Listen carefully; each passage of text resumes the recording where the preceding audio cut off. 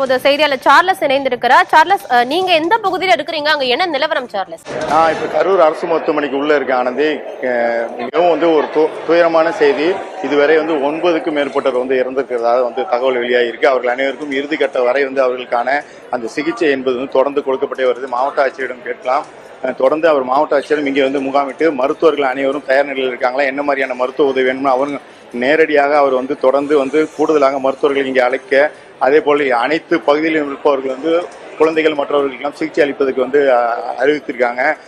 இங்கே யாரும், அதாவது காவல்துறையினர் பாதுகாப்பு பணியில் ஈடுபட்டிருக்காங்க. உள்ளே அதிக அளவில் கூட்டம் வரக்கூடாது. ஏனென்றால் குழந்தைகள் ஏராளமாக காணாமல் போய் இருப்பதாக தொடர்ந்து பெற்றோர்கள் இங்கே மருத்துவமனைக்கு கொண்டிருக்காங்க. சிறுவர்கள், அதாவது சிறு குழந்தைகள் சிறுமிகள் இவர்கள் தான் ஏராளமான இந்த கூட்ட நெரிசலில் சிக்கியிருக்காங்க. அது ஒரு காண்பதற்கு, இந்த காட்சியை காண்பதற்கு காண முடியாத நிலையில் இருக்கு. ஏன்னா பெற்றோர்கள் கதறி அழக்கூடிய நிலையில் இருக்காங்க. ஏனென்றால் தங்களுடைய பிள்ளைகள் மற்றும் உறவினர்கள் அதே போல் உடன் வந்தவர்கள்லாம் காணாமல் போய் அவர்கள் இங்கே மருத்துவமனைக்கு தேடி அவர்கள் அலைந்து அவர்கள் ஒவ்வொருவரையும் இங்கே பார்த்து கொண்டே இருக்கிறாங்க. மாவட்ட ஆட்சியர் தொடர்ந்து மருத்துவமனைக்கு உள்ளே நாம் இப்போ தற்போது இருந்து கொண்டிருப்பது ஐசியு உள்ளே அவர்கள் அனைவருக்கும் எவ்வளவு உச்சபட்ச சிகிச்சை அளிக்க வேண்டுமோ அவை அனைத்தும் கொடுக்கப்பட்டது. தமிழ்நாடு முதலமைச்சர் அவர்கள் உடனடியாக ஏடிஜிபி டேவிட்சன் தேவாஸ்வரம் அவர்களையும் தற்போது கரூருக்கு இந்த உரிய நடவடிக்கைகளை மேற்கொள்ளவும் உத்தரவிட்டிருக்காங்க. தொடர்ந்து அனைத்து துறை அதிகாரிகளும், மிக முக்கியமாக மருத்துவத்துறை இங்கு தேவையான, ஏனென்றால் இது அரசு மருத்துவமனையில் மட்டுமே இவர்கள் அனுமதிக்கப்பட்டவர்கள். இங்கே மற்றவர் இது இல்லாமல் அருகே உள்ள தனியார் மருத்துவமனையிலும் ஏராளமானவர் அனுமதிக்கப்பட்டு உள்ளதாக ஒரு தகவலும் வெளியாகியிருக்கு. தொடர்ந்து அவர்களுக்கும் சிகிச்சை அளிக்கப்பட்டு வருகிறது. இங்கு உள்ள ஒட்டுமொத்த மருத்துவர்களும் இப்ப தற்பொழுது ஒவ்வொருவரின் உயிரையும் காப்பாற்றுவதற்கும் அவர்களுக்கு சிகிச்சை அளிப்பதற்கும் தொடர்ந்து போராடி கொண்டே வருகிறாங்க. அந்த காட்சிகளை தான் ஒளிப்பதிவாளர் சசிகுமார் காண்பித்துக் கொண்டிருக்கிறார். இந்த அவசர சிகிச்சை பிரிவு முழுவதுமே உள்ள ஊழியர்கள் அனைவரும் கிட்டத்தட்ட அவர்கள் ஒரு இடத்தில் இல்லாமல் அவர்கள் ஓடியவரை அவர்கள் ஒவ்வொருவரையும் உடனடியாக அடுத்தடுத்து மேல் சிகிச்சைக்கு அனுப்புவதற்கு அனைத்து நடவடிக்கைகளும் மேற்கொண்டு வராங்க. ஏனென்றால் அவர்கள் ஏற்கனவே மூச்சு திணறல் ஏற்பட்டு அவர்களுக்கு உடனடியாக சிகிச்சை அளித்து அவர்களை மீண்டும் அவர்களுக்கு சுயநினைவு திரும்ப வரவழைக்க வேண்டும் என்பதுதான் அவருடைய முதல் பணியாக இருக்கிறது. அனைத்து பணியாளர்களும் இப்ப தற்பொழுது அந்த பணியில தான் ஈடுபட்டு வராங்க. அந்த காட்சிகள் தான் காண முடிகிறது. ஒட்டுமொத்தமாக மருத்துவமனையில மற்றவர்களும் இப்ப பெரியவர்கள் சிறியவர்கள் அனைவரையும் தேடியவாறு உறவினர்களும் வராங்க. இந்த இப்ப காவல்துறையினரும் தொடர்ந்து இங்க பாதுகாப்பு பணியில் ஈடுபட்டிருக்காங்க. இங்க வரக்கூடியவர்களை அவர்கள் ஒவ்வொருவரையும் ஒழுங்குபடுத்தி அதற்கான பணிகளையும் அவங்க ஈடுபட்டு வராங்க. ஆனந்தி, சார்லஸ், இன்னும் ஆம்புலன்ஸ்ல இருந்து இன்னும் சில தொண்டர்கள், மயக்கமடைந்த தொண்டர்களை ஆம்புலன்ஸ் மூலமா மருத்துவமனைக்கு கொண்டுட்டு வந்துட்டு இருக்காங்க அப்படின்னு செய்தியாளர் முத்துப்பழம்பதி களத்துல இருந்து தகவல்களை சொல்லியிருந்தாரு. இப்ப நிறைய எண்ணிக்கை அதிகரிச்சுக்கிட்டே இருக்கு, சிகிச்சை பெறுபவர்களுடைய எண்ணிக்கை. செவிலியர்களுடைய எண்ணிக்கை அங்க எவ்வளவா இருக்கு? ஏன்னா மருத்துவர்கள் குறைவாகத்தான் இருக்கிறாங்க, கூடுதலாக வரவழைக்கப்படுறாங்க அப்படின்னு சொல்லியிருந்தாங்க. செவிலியர்களுடைய எண்ணிக்கை அங்க எப்படி இருக்கு, எவ்வளவாக இருக்கு?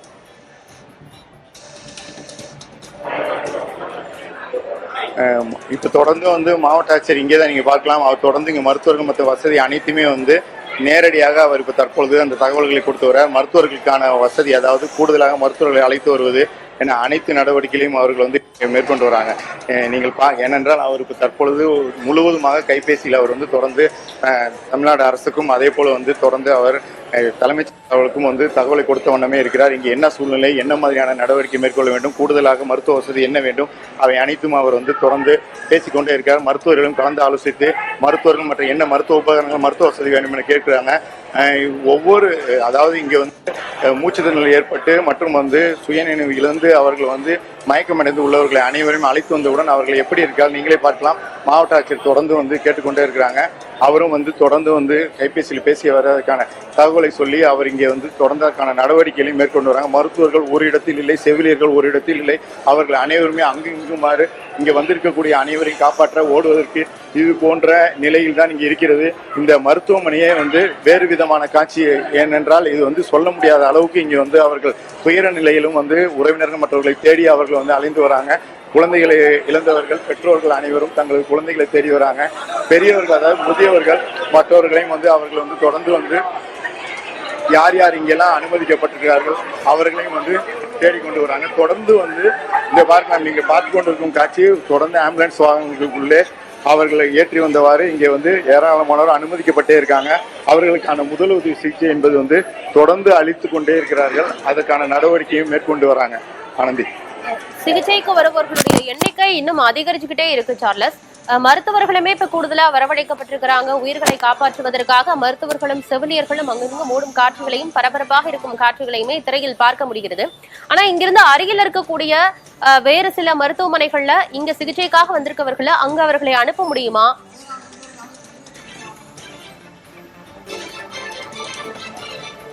அந்த சூழல் அங்க இருக்கா? அவசர சிகிச்சை அருகில் உள்ள மருத்துவமனைக்கு அந்த ஆம்புலன்ஸ் வாகனங்கள் கொண்டு நாம இப்ப மீண்டும் கூட நம்ம முயற்சி செய்யலாம். மருத்துவர்கள் எதுவும் தேவையா? மருத்துவர்கள் தயார்? எல்லாருமே தயார் நிலையில் இருக்கிறாங்க. நாங்கள் கொஞ்சம் ப்ளீஸ் இந்த ஒவ்வொருத்தரா வேற எதுவும் வசதி எதுவும் கூடுதலா தேவையா? இருந்தாலும் வசதி சொல்லியிருக்கோம், தேவைப்பட்டா கூப்பிட்டுக்கிறோம். இந்த ஆரம்பம் இருக்காங்க.